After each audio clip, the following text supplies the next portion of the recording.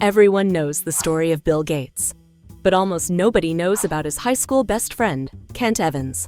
They were equally brilliant, shared the same relentless ambition, and spent their nights hacking away on the only computer available in their city. Gates experienced a 1 in a million stroke of luck just by attending the only high school in the world that had a computer in 1968. But Kent experienced a 1 in a million stroke of bad risk. He tragically died in a mountaineering accident before graduation. Kent could have easily been a founding partner of Microsoft.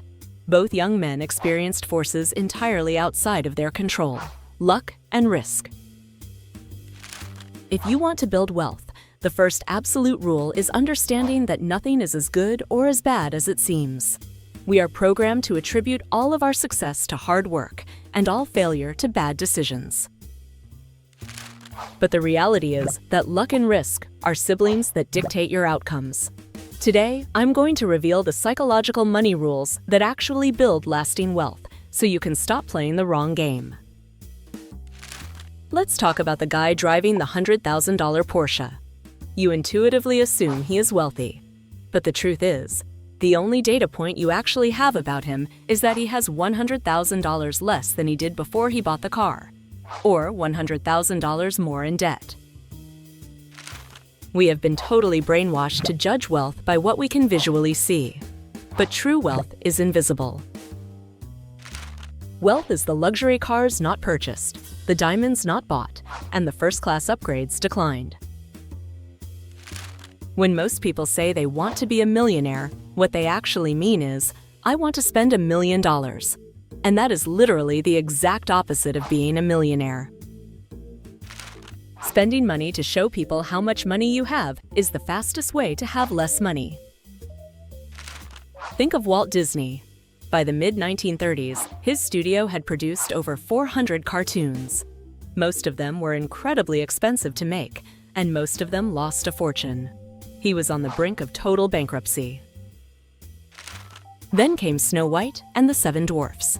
It earned $8 million in its first 6 months, completely transformed the company, and paid off all of their debts.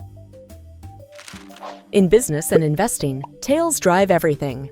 A tail is an outlying, rare event that creates the vast majority of outcomes. You can be wrong half of the time, have business ideas fail, investments tank, or projects flop, and still make an absolute fortune if your few winners are big enough. The goal isn't to be perfect. The goal is to survive your failures long enough to hit a tail event. In 1929, a legendary stock trader named Jesse Livermore made the equivalent of $3 billion in a single week during the Great Crash. He was on top of the world. Just 4 years later, overflowing with overconfidence, he lost absolutely everything and tragically took his own life. Here is the secret they don't teach you in school. Getting money and keeping money are two completely different skills. Getting money requires taking risks and being optimistic. But keeping money requires the exact opposite. It requires humility, fear, and frugality. You shouldn't just want to be a time teller, someone who has one great idea or catches a lucky break. You want to be a clock builder, someone who builds a resilient system and mindset that lasts through multiple crises and generations. You do this by creating a massive margin of safety, or room for error, so you can endure the bad times and fight another day. So why do we even want money in the first place? To buy more stuff? A famous psychological study asked thousands of people what made them happy. The most dependable predictor of positive feelings wasn't their salary, the size of their house, or the prestige of their job. It was having a strong sense of control over their life. The highest dividend money pays is the ability to wake up every single morning and say, I can do whatever I want today. Money gives you options. It lets you take a lower-paying job you actually love, weather a medical emergency without panic, or simply wait for the perfect opportunity to fall into your lap. Stop trying to look rich and start focusing on buying your freedom.